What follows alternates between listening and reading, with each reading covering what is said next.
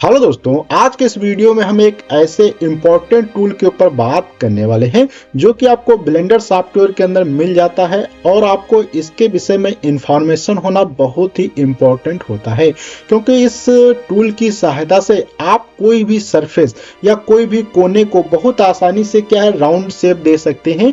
कैसे इसका यूज करना है उसी के ऊपर आज के इस वीडियो में हम बात करने वाले हैं। और ये जो हमारा ब्लेंडर सीरीज का पार्ट नंबर 4 है, इसके पहले मैंने ऑलरेडी 3 वीडियो बना दिए हैं जिसमें मैंने काफ़ी चीज़ें कवर की हैं, जैसे कि कैसे सॉफ्टवेयर को इंस्टॉल करना है, कैसे उसको इंटरफेस को समझना है, कैसे जो है वहाँ पे आप कोई नया टूल ऐड कर सकते हैं, शेप को कैसे रोटेट कर सकते हैं, कैसे एक स्थान से दूसरे स्थान पे ले जा सकते हैं। इस टाइप के मैंने बहुत सारे टूल को बताया हुआ है। अगर आपने वो वीडियो नहीं देखे तो उनकी मैं प्लेलिस्ट की लिंक नीचे डिस्क्रिप्शन बॉक्स में दे दूंगा या आप हमारे चैनल पे भी जाकर चेक कर सकते हैं। तो आज का वीडियो स्टार्ट करने से पहले आप सभी लोगों से रिक्वेस्ट है कि अगर अभी तक आपने हमारे इस चैनल को सब्सक्राइब नहीं किया है तो प्लीज सब्सक्राइब कर लिए, साथ में बेल आइकन को प्रेस कर दीजिए जिससे आपको हमारे हर एक नए वीडियो की नोटिफिकेशन सबसे पहले मिल सके।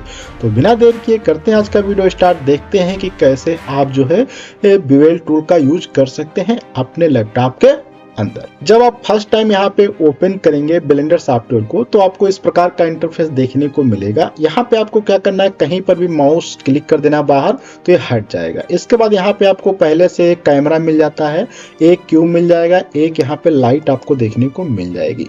मैं क्या करता हूँ, ए प्रेस करके सभी चीजों को सिलेक्ट कर लेता हूँ, डी से यहाँ पे डिलीट कर देते हैं। इसके बाद शिफ्ट ए के साथ में यहाँ पे हम क्या है एक नया क्यूब इंसर्ट कर लेते हैं। ये यहाँ पे हमारा क्यूब आ चुका है।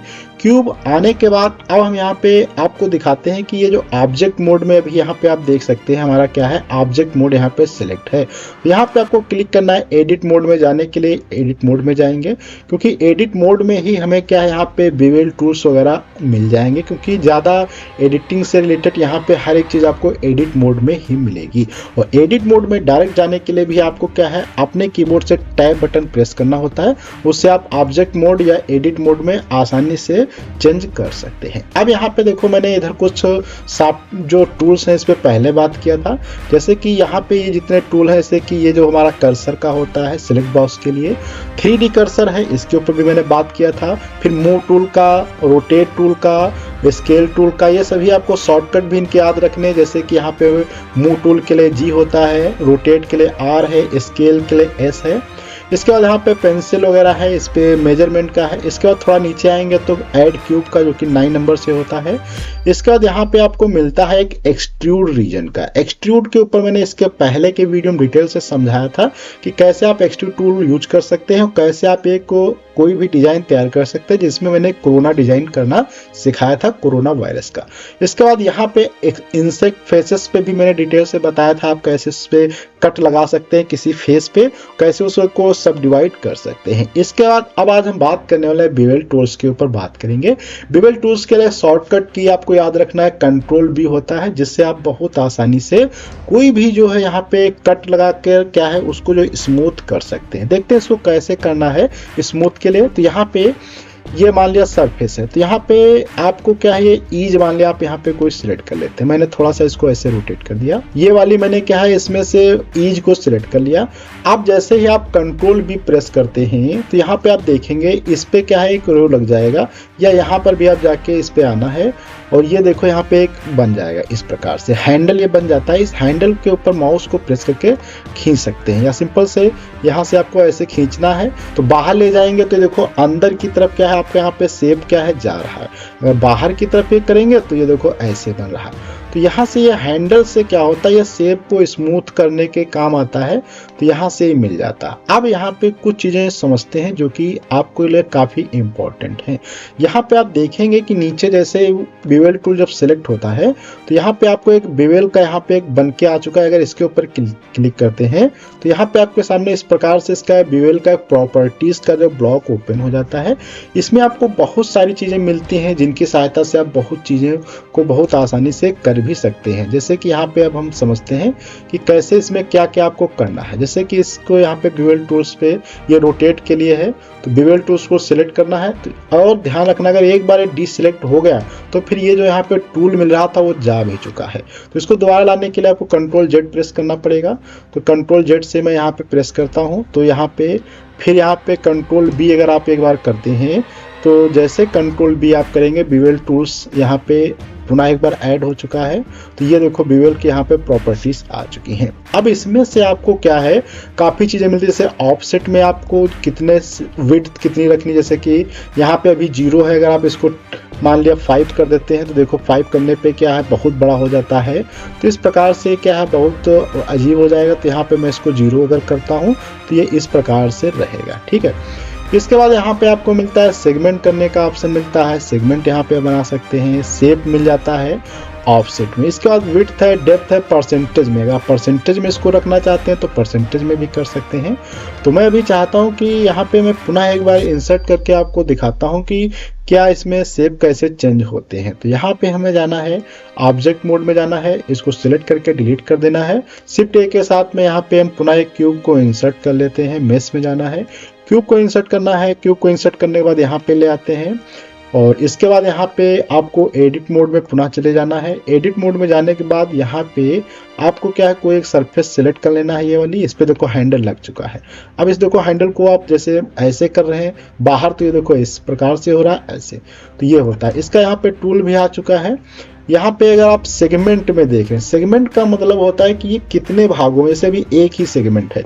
यहाँ पे अगर आप 10 कर देते हैं तो अभी आपको देखो 10 सेगमेंट हो जाएंगे। देखो कितना अच्छे से स्मूथ टाइप से क्या होगा। अगर इसमें सेगमेंट आप और भी बढ़ाना चाहते हैं, जैसे 10 के मान लिया आप यहाँ पे 100 कर देते हैं, तो देखेंगे बहुत स्मूथ हो गया, आपको पता भी नहीं चलेगा। जैसे इस पे भी अगर अप्लाई करना चाहते हैं तो इस पे क्लिक करेंगे और यहीं पे बेवल टूल्स पे तो सिलेक्ट ही, तो यहाँ पे देखो ये बढ़ रहा है। इस पे भी अगर आपको सेगमेंट यहाँ पे बढ़ाना है तो इस पे भी अगर आप 100 कर देते हैं तो यहाँ पे भी देखो कितना स्मूथ इस प्रकार से आपका बॉक्स बन गया है। इसको थोड़ा सा अगर अंदर कर देते हैं तो ये भी देखो बहुत अच्छे से आपको बॉक्स दिखाई देने लगेगा, ये देखो, ठीक है। तो इस प्रकार से आपका ये देखो यहाँ पे बॉक्स बन जाता है, जिससे आप बहुत चीज़ों को यहाँ पे आसानी से कर सकते हैं। तो ये हैंडल भी आपका सिलेक्ट है, यहाँ पे हैंडल पे रखेंगे तो ये आसानी से इस प्रकार से होता रहता है। तो ये एक बेवल टूल्स का होता है जिसमें आप सेगमेंट बढ़ा सकते हैं, सेगमेंट को घटा सकते हैं बहुत आसानी से।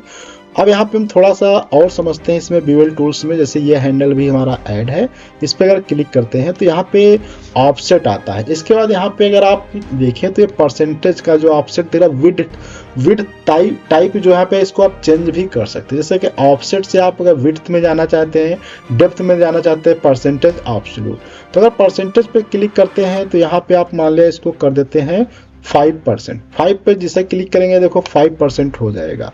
और सेगमेंट आप यहाँ पे बढ़ाना चाहते हैं 10 तो 10 कर दीजिए।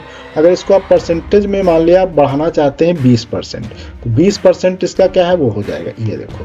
तो इस प्रकार से आप क्या है यहाँ पे परसेंटेज का भी यूज कर सकते हैं।